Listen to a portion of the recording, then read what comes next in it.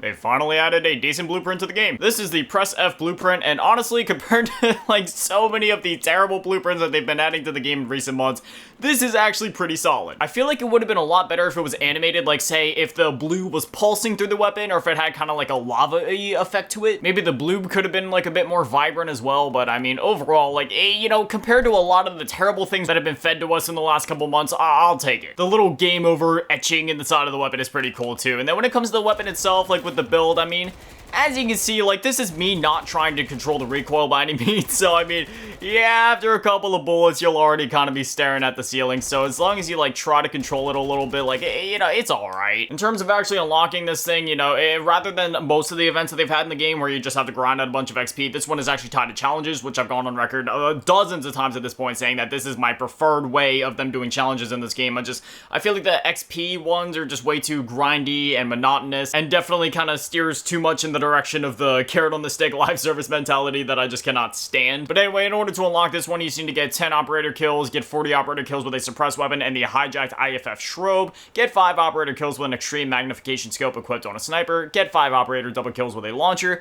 get 20 operator backstab kills with a black light flashlight perk equipped, get 3 operator one-shot 1 kills with a shotgun and 1 life 5 times, perform 10 operator executions. Executions is also technically just finishing moves, get 25 operator kills with a throwing knife or melee weapons, spot 20 operators with the tactical camera or recon drone field upgrades, and then after that you'll unlock the blueprint. The emblems and such along the way are actually pretty cool. Like, I do think I'm actually going to end up rocking this emblem, and they got some weapon stickers and stuff like that. I wish I could show you guys what the zombies and Warzone challenges were, but unfortunately once you complete the challenge you just kind of show like which one you completed specifically, so I can't see those, but I do remember that looking at all of them, multiplayer was definitely the easiest way to get these done, which is why I went ahead and did them over there. Overall though, compared to a lot of the events and rewards we've had in the game lately, yeah, this is pretty solid. Another thing I figured I'd highlight here, you know, they've been adding all these aftermarket parts to the game. Usually with every weekly challenge we get one of these. Sometimes they switch it up and put like a melee weapon in there, but this time they did add another aftermarket part to the game, this one being the Jack Gunslinger kit for the Basilisk, which this is a Modern Warfare 2 weapon, and essentially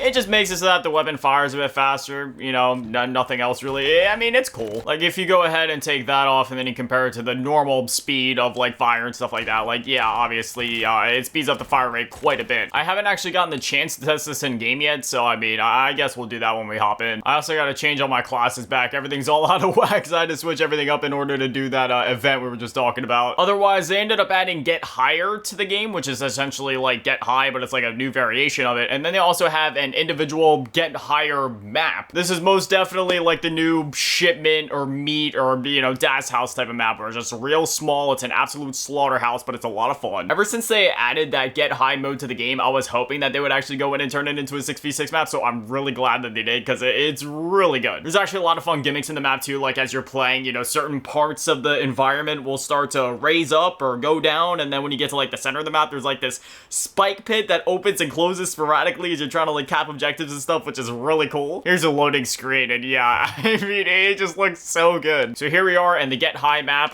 You know, it's weird because it's labeled as the Get Higher Mosh Pit, but then when you get into the game, it says that it's actually just Get High, but you know, you got the retro wave moon or sun up there, and then the rest of it is like, I don't even know what to call this, right? It's like those blocky synthwave looking like castle in the middle there. Like, it's literally just like a playground, except the playground involves us, you know, running around and shooting each other and blood splattering all over the walls, so that's pretty cool. As I was saying before, like, you'll see these orange things kind of like raise up and go down sporadically as the match goes on. There's also some cool tech on the map, so if you come up here to this very specific point on B, you can essentially just like slide on down to B. It's like really chaotic looking. I'm trying to show off the map, but everybody is just sweating so hard right now. Like, they take this stuff so seriously, it's almost comical. But then you have these orange things here, which they will go down, leads to a spike pit, and if you fall down, you will die. I'll take one for the homies just to show it off to you guys, but yeah, if you drop down, it's just instant death. And like I said, this is literally just like a playground. I mean, everything's moving, everything's shaping and shifting, and everybody's sliding and rushing around, and if you go over to the tag map, like, yeah, it's a really small map. Definitely one of my favorites that they've added in recent times. Like, this is just so much fun to play on. Actually, using this blueprint in game actually isn't too bad. Like, again, the recoil is definitely there, but like when you're, I don't know, there's something about when you're in the firing range versus when you're in the actual game. Like,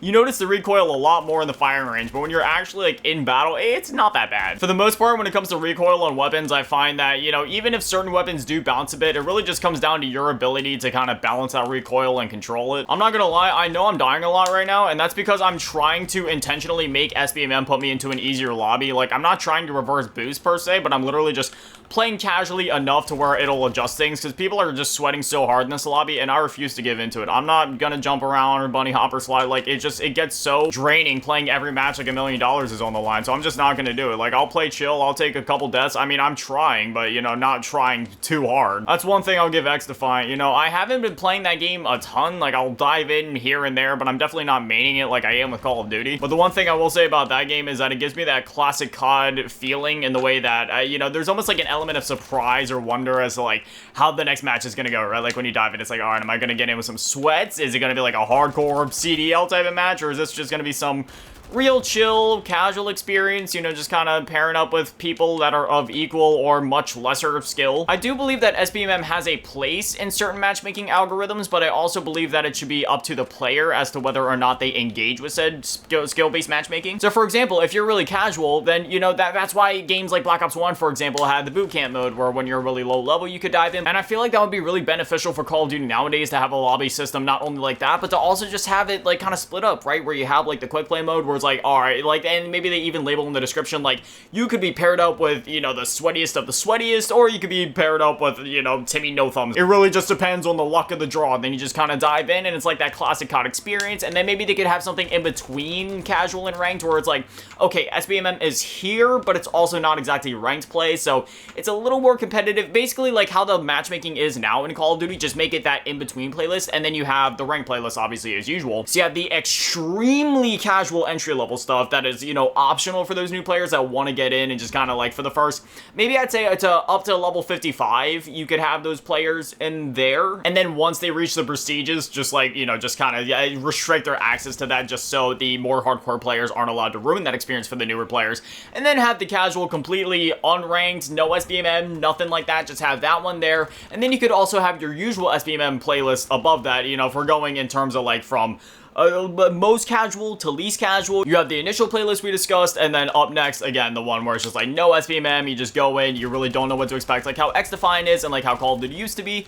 Then you go above that, have the bit more of the SBMM in there, and then finally you get to ranked play, because as it stands now, yeah, I basically literally just given up on this game. I'm at the point of where like, you know, I'm cool with playing, running around so you guys can see the map and talking, but I gave up on trying on this match. Like, I just, because if I try, then that means that you know, my next matches are just going to be just as ridiculous, and I don't like playing like that. I like playing how I used to play, where I just run around, take cover, shoot, hold down a certain position on the map, shriek out, you know, back in like Black Ops 2 where you'd hold out on like standoff, for example, like the one building, switch between the spawns, nuke out, stuff like that, you know, like the more casual experience of just kind of ripping and tearing your way through a match rather than slide canceling, bunny hopping, doing the very obnoxious YY trickery and jittering with the aim and jumping tech and all this other, like the cringe stuff that you see on TikTok all the time where they move like an absolute animal. It's not even impressive when people do that stuff. It just looks obnoxious because half of that tech and movement that they use isn't even like necessary or even that beneficial in a way. It just gives them like a very slight boost advantage. I don't know. I firmly do believe that like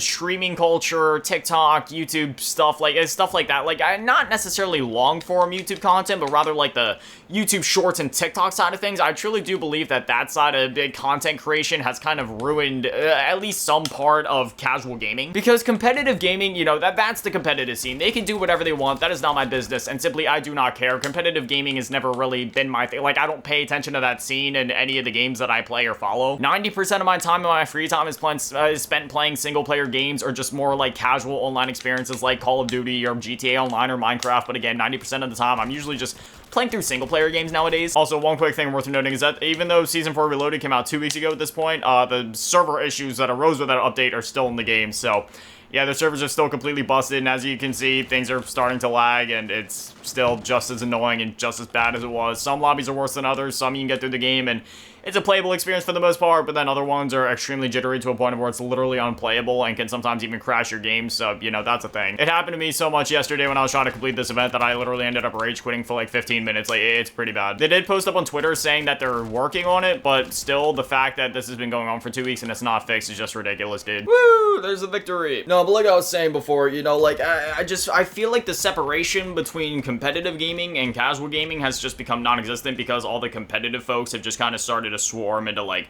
every avenue of every casual part of these games, and the only way to really stay casual is to play by yourself.